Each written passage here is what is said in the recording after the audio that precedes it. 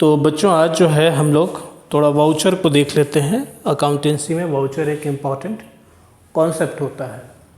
छोटा कॉन्सेप्ट है लेकिन समझने के लिए इम्पॉर्टेंट है, आप इसको समझ लीजिए। तो वाउचर का मतलब क्या होता है? वाउचर का मतलब है, देखो जब भी कभी आप बिज़नेस करते हो ना, तो बिज़नेस में जो जितने सारे ट्रांजेक्शन्स होते हैं उन ट्रांजेक्शन का फर्स्ट हैंड या फर्स्ट टाइम का जो एविडेंस होता है ना। जैसे अगर आप बेचोगे तो आपने बेचा, ठीक है, उसका क्या प्रूफ है आपने बेचा, या आपने ख़रीदा उसका क्या प्रूफ है। तो जो प्राइमरी प्रूफ होता है ना उसको हम लोग वाउचर बोलते हैं, ठीक है। यानी this is an evidence of transaction, that is primary evidence of any transaction. जैसे आप मॉल में जाते हो और आपने कपड़े खरीदे, तो जब पेमेंट करते हो, है ना, कपड़े खरीदे ये कब होगा? पसंद कर लोगे तो उसको मानेंगे खरीदा? नहीं। जब तुम बिलिंग काउंटर पे आओगे और जब तुम इसको बिल के लिए करोगे, फिर बिल होगा और उसके बाद तुम्हारे हाथ में एक रिसिप्ट, एक कॉपी उसके पास होएगी और एक कॉपी तुम्हारे पास होएगी। This signifies that a transaction has taken place, कि एक विनिमय हुआ है, कपड़े मिले हैं या जो सामान तुमने खरीदा वो मिले हैं और इसके बदले में तुमने पेमेंट करा है, उसका वो प्रूफ होगा। Alright, that is what called voucher. उससे वाउचर होता है, उसको वाउचर बोलते हैं। यानी कोई भी ऐसा ट्रांजेक्शन, किसी भी ट्रांजेक्शन का जो एविडेंस होगा ना, evidence of that transaction, that is called voucher. Primarily ये समझना है। फिर वाउचर भी दो टाइप के होते हैं, है ना। वाउचर जो होते हैं वो भी दो टाइप के होते हैं। ऑलराइट, तो वाउचर जो है वो दो टाइप के होते हैं। यहाँ मैंने एक डेफिनेशन लिखा, देखो ये जो मैंने डेफिनेशन लिखा ना, वो डेफिनेशन क्या है? A voucher is a document evidencing a business transaction. A voucher is a document evidencing a business transaction, recording in the books of accounts are done on the basis of voucher. तो ये evidence हो गया। अब इसी evidence के basis पे back and में, तो जो फ्रंट एंड है वहाँ पर काउंटर पे तो एक बैठा हुआ है स्टाफ, बैक एंड में अकाउंटेंट होंगे या बुक कीपर्स होंगे, जो उसके बाद अकाउंटिंग की प्रक्रिया को उसी एविडेंस के बेसिस पे स्टार्ट करेंगे, ठीक है। तो it is a document evidencing a business transaction, recording in the books of accounts are done on the basis of voucher. अभी जो वाउचर्स हैं ये दो टाइप के होते हैं। एक होता है सोर्स वाउचर, एक होता है सोर्स वाउचर और दूसरा होता है अकाउंटिंग वाउचर, है ना। अकाउंटिंग वाउचर, सोर्स वाउचर का मतलब हो गया कि जो मैंने आपको कहा कि एविडेंस हो गया, प्राइमरी एविडेंस हो गया, यानी ट्रांजैक्शन का जो पहला जो एविडेंस होगा कि ट्रांजैक्शन हुआ है, उसको जो एविडेंस करेगा, जो उसको साबित करेगा, जो उसके लिए डॉक्यूमेंट होगा, वो होगा सोर्स वाउचर। वही बताएगा कि हाँ भैया हुआ है, ठीक है। तो सोर्स डॉक्यूमेंट या इसको सपोर्टिंग डॉक्यूमेंट या सोर्स वाउचर क्या होता है? A written document which provides evidence of the transaction is called the source document. जैसे मैंने तुमको अभी क्या बताया कि जब तुम पेमेंट करते हो तो उसके पास भी उसका रिकॉर्ड होता है और तुम्हारे पास भी एक पेमेंट का रिकॉर्ड आ जाता है, स्लिप आ जाती है तुम्हारे पास में, है ना, जो सिग्निफाई करती है कि yes you have made the payment and this payment is against this sales this purchases in their record. उसके रिकॉर्ड में होगा सेल्स और तुम्हारे पास क्या होगा कि तुमने परचेज करा। Source document is the first evidence of a transaction which takes place such as, और वो जो तुमको मिल रहा है उसको क्या बोलते हैं? कैश मेमो बोलते हैं। ऐसे ही कई सारे हैं। देखो यहां पर हमने इसको क्या कर दिया? क्लासिफाई कर दिया कि वाउचर मित्रों दो टाइप के जो होते हैं, जो अभी जस्ट मैंने बताया था। तो उसमें एक सोर्स वाउचर हो गया, सोर्स डॉक्यूमेंट, और दूसरा हो गया अकाउंटिंग वाउचर, या इसको हम अकाउंटिंग डॉक्यूमेंट भी कहते हैं। तो सोर्स वाउचर में क्या क्या चीज़ें आ गई? कैश मेमो, इसको तुम बड़े अच्छे से जानते हो। जब तुम कैश में कोई चीज़ खरीदते हो या बेचते हो तो जो डॉक्यूमेंट, जो एविडेंस होता है वो क्या होता है? कैश मेमो होता है, उसको हम बोलते हैं कैश मेमो। जैसे मैंने अभी एग्जांपल आपको मॉल का दिया ना, उसमें आपको क्या मिला? कैश मेमो मिला। एक कॉपी आपको मिला और एक कॉपी उसके पास, जो सेलर है उसके पास एक कॉपी रह जाती है और एक कॉपी आपके पास आ जाती है। उसी तरीके से दूसरा इनवॉइस और बिल। इनवॉइस और बिल का मतलब ये होता है कि जब कभी आप क्रेडिट ट्रांजैक्शन करते हो, यानी उधार में माल खरीदते या बेचते हो, तो एक बिल आपको दिया जाता है या एक बिल प्रोड्यूस होता है, जिस बिल को हम लोग इनवॉइस या बिल कहते हैं। जब भी कभी बिल की बात हो ना तो मान के चलना भैया ये क्रेडिट ट्रांजैक्शन है, पैसे बाद में देने, उधार में माल आया है, पैसे बाद में देने। तीसरा होता है रिसिप्ट। रिसिप्ट का मतलब होता है कि जब आपने पेमेंट कर दिया, मान लीजिए आपने कभी उधार में लिया था, है ना, या कुछ किसी चीज़ का आपने पेमेंट कर दिया, तो सामने वाले ने क्या किया? आपको उसका एक रिसिप्ट बना करके दे दिया। वो ये एक्नॉलेज करता है कि हाँ भाई आपने हमको पेमेंट कर दिया है, ठीक है। अच्छा, तो रिसिप्ट हो गया। उसके बाद है पे इन स्लिप। पे इन स्लिप का मतलब होता है बंधु, कभी बैंक गए हो, अच्छा तो बैंक गए हो तो वहाँ पर तुमने क्या किया होगा? पैसे जमा किए होंगे या चेक जमा किया होगा, तो तुम्हारे पास क्या होगा? एक फॉर्म को भरा होगा तुमने। एक बड़ा वाला पोर्शन होगा, परफोरेटेड होता है वो जो फॉर्म होता है, वो पार्टली परफोरेटेड होता है, यानी एक छोटा टुकड़ा होता है और साथ में एक बड़ा टुकड़ा होता है। तो बड़े टुकड़े और छोटे टुकड़े पर तुम कैश से रिलेटेड या चेक से रिलेटेड इन्फॉर्मेशन सारी उसमें डाल देते हो। फिर तुम काउंटर पे जाते हो, वो क्या करता है? दोनों पे थप्पा लगाता है, साइन करता है और छोटा वाला टुकड़ा तुमको दे देता है। तुम उस टुकड़े को संभाल के रखते हो। वो इस बात का एविडेंस है, वो छोटा टुकड़ा, कि तुमने बैंक में पैसे जमा किए हैं, है ना। कल के डेट में अगर कोई ट्रांजैक्शन में फॉल्ट होता है या तुमको दिखता है कि भैया बैंक वाले ने सही से इसको लिखा नहीं है, या बैंक तुम्हारे पासबुक की एंट्री जब तुम कराने गए तो उस पासबुक की एंट्री में वो अमाउंट दिख ही नहीं रहा, तो तुम सीधे बैंक के पास पहुंचोगे और कहोगे ये भैया ये देखो, ये हमारे पास में, I am having this particular proof on that particular day I have deposited this much of amount, है ना। Where is the transaction detail in my passbook? The passbook is not showing any transaction detail, please and do the needful, right. ये बात तुम जो है, वे तो अंग्रेजी में बोल गया, लेकिन हिंदी में तुम क्या बोलोगे कि भाई ये काम करके दीजिए हमको, है ना, हमने जमा किया था, ये है हमारे पास में और आपने इसमें रिकॉर्ड नहीं किया, प्लीज़ रिकॉर्ड कर दीजिए। ये हो गया पे इन स्लिप। चेक तो तुम जानते हो, है ना। चेक भी एक प्रकार का एविडेंस होता है, प्राइमरी एविडेंस होता है, जिसमें जो ड्रॉअर होता है, ड्रॉई होता है। ड्रॉअर का मतलब होता है जिसने वो चेक लिख के दिया, साइन करके दिया, ये भी एक प्रूफ के तौर पे आता है। उसका बाद है बच्चे डेबिट नोट। डेबिट नोट क्या होता है मैं तुमको समझा दूँ, ध्यान से समझना। जैसे तुमने कोई गुड्स खरीदा, माल परचेज किया और तुमको लगा कि ये माल सैंपल के हिसाब से नहीं है, भाई ये वैसा नहीं है जैसा हम चाहते हैं, या उस माल में कुछ कमी है, तो तुम उस माल को क्या करते हो? अपने सप्लायर को वापस कर देते हो और साथ में एक चिट्ठी लिख करके भेज देते हो, है ना, कि भैया ये इतने का माल हमने आपको वापस किया, ठीक है। That is what called purchase return. अगर तुमने माल खरीदा था और अब आप उसे वापस कर रहे हो तो that particular event is called purchase return. तो तुम इस परचेज रिटर्न का क्या करते हो? परचेज रिटर्न के बदले में तुम उसको एक नोट बना करके दे देते हो। अपनी एक भाषा होती है, उस भाषा में तुमने वो नोट बना करके उसको दे दिया। वो एक एविडेंस होता है कि हाँ भाई इतने का परचेज जो हमने आपसे किया था, उतना पैसा आपके ऊपर मेरा रहता है, अगले बारी में इस पैसे को उसमें मेकअप कर दीजिएगा।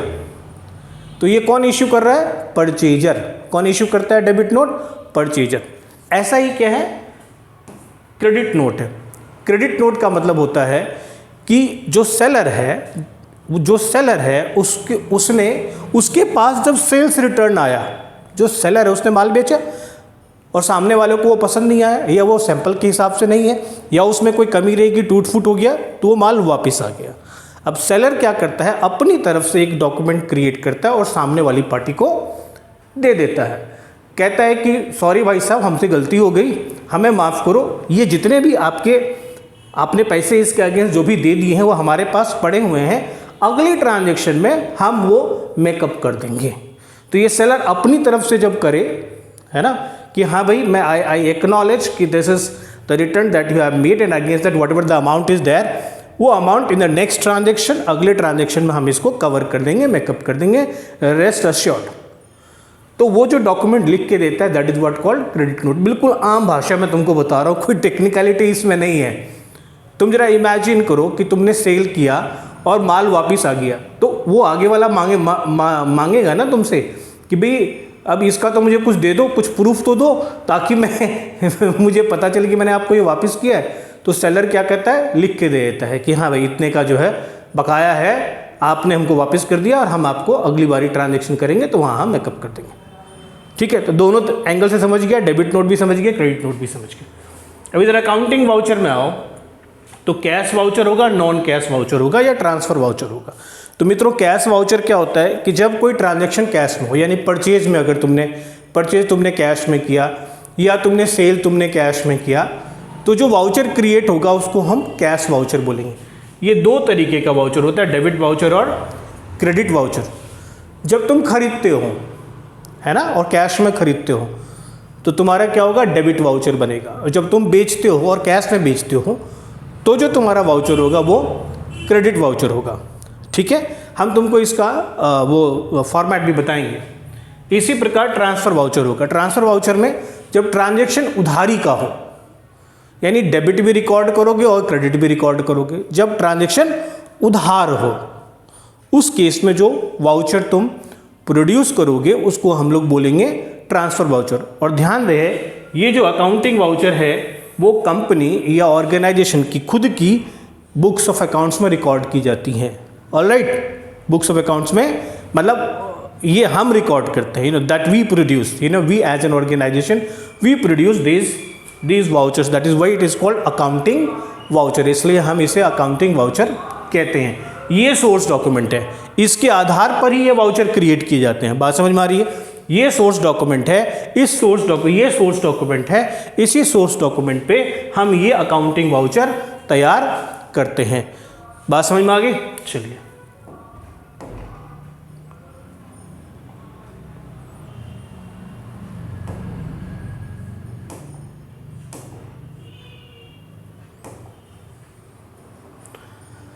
अब देखिए फॉर्मेट ऑफ डेबिट वाउचर।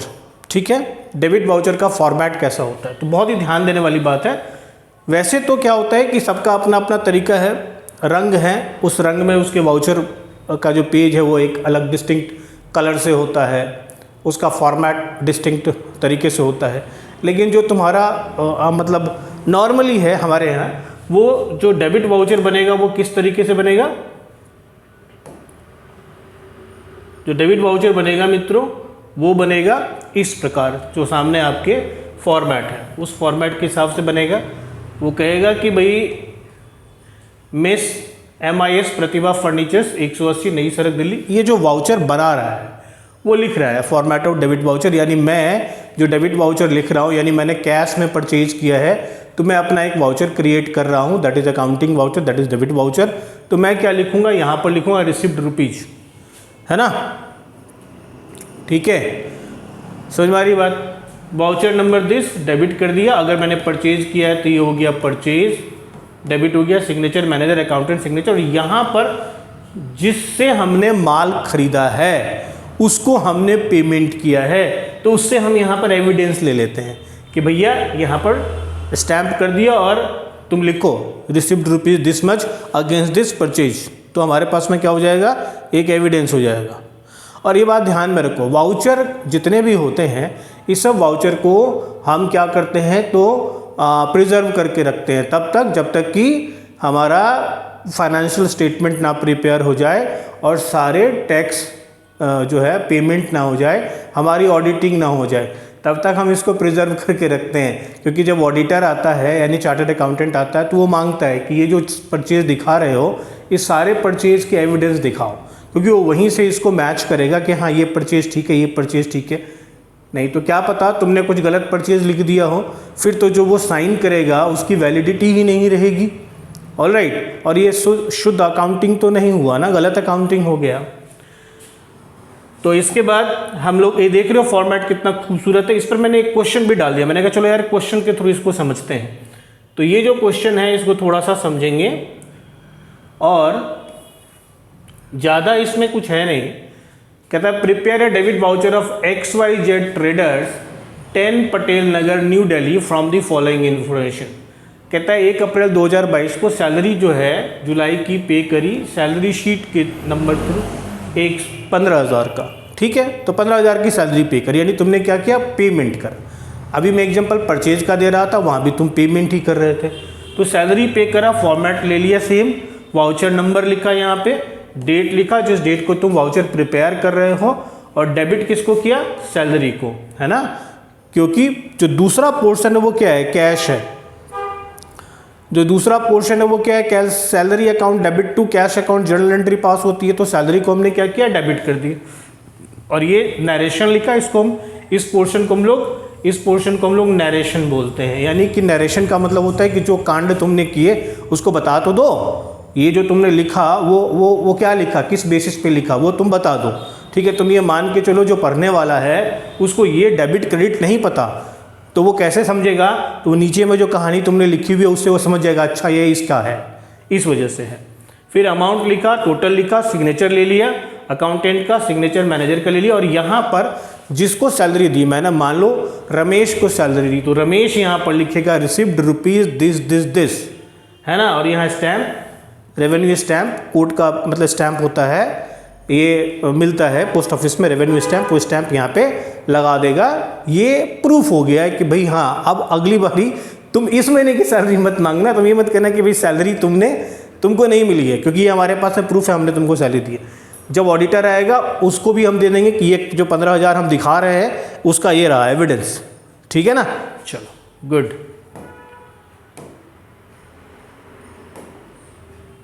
अब इसी तरीके से क्रेडिट वाउचर के बारे में आप देख रहे हो क्या फॉर्मेट है। इस फॉर्मेट में जो यहाँ पर था डेबिट वाउचर में क्या था कि एक रिसीव वाला स्टैम्प वाला भी पोर्शन था, ठीक है। क्योंकि हमको अपने आप को क्या करना होता है, अश्योर करना होता है, हमको अपने आप को जो है ज़्यादा क्रेडिबल बनाने के लिए वो उससे भी, जिस पार्टी को हमने दिया पेमेंट, उससे भी हम लिखवा लेते हैं अपना क्रेडिबिलिटी जो है वो इंटैक्ट रखने के लिए। लेकिन क्रेडिट वाउचर में क्या होता है, वो पूछ नहीं होती, वो वाली साइड जो है वो नहीं होती, वो सीधे इतना वाला फॉर्मेट होता है। सिमिलर फॉर्मेट है, कोई ज़्यादा अंतर नहीं है, बस वाउचर यहाँ पर डेबिट के बदले क्या लिख दिया, क्रेडिट लिख दिया, बस इतनी सी बात है। ऑलराइट, अब यहाँ पर भी मैंने एक क्वेश्चन ले लिया कि सेल किया, तो यहाँ पर क्रेडिट लिखा, क्रेडिट किया sales, being cash sales vide cash number this, और सिमिलर है। ऑलराइट बच्चों, उसके बाद तुम्हारे पास आ गया ट्रांसफ़र वाउचर। जैसा मैंने सिखाया था, ट्रांसफ़र वाउचर का मतलब जब ट्रांजैक्शन जो है वो क्रेडिट ट्रांजैक्शन होता है, यानी इसमें उधार का ट्रांजैक्शन होगा। तो हम यहाँ पर ना दोनों आस्पेक्ट, डेबिट और क्रेडिट दोनों आस्पेक्ट को रिकॉर्ड करते हैं। इसीलिए जैसे मान लीजिए परचेज गुड्स फ्रॉम राम लिखेंगे, तो परचेज डेबिट हो जाएगा और राम क्या हो जाएगा, क्रेडिट में आ जाएगा। यानी डेबिट में परचेज हो जाएगा, क्रेडिट में क्या आ जाएगा, राम आ जाएगा। बात समझ में आ रही है। चलिए अब इस पर भी एक एग्जांपल हमने छोटा सा ले लिया है। Sold goods to Ram traders vide invoice bill number. अब सेल हो गया, राम को सेल किया, तो राम क्या होगा, क्रेडिट होगा, और सेल क्या हो जाएगा, राम क्या हो जाएगा, डेबिट हो जाएगा, सेल्स क्या हो जाएगा, क्रेडिट हो जाएगा। तो देखिए राम को हमने क्या किया, राम ट्रेडर को डेबिट कर दिया और क्रेडिट में सेल्स लिख दिया और ये फॉर्मेट अप्लाई कर दिया। बस इतना सही करना, ये फॉर्मेट प्रॉपर होएगा, इसी फॉर्मेट में आपको लिखना है, ठीक है। तो वाउचर मेरे दोस्तों, मेरे मित्रों, वाउचर जो है वो आपका समाप्त हो गया। और जो भी आपने सीखा, मुझे नहीं पता क्या आपने सीखा क्या नहीं सीखा, उम्मीद है आपने अच्छा सीखा होगा। तो आज के लिए धन्यवाद, थैंक यू वेरी मच। जय हिंद, जय भारत।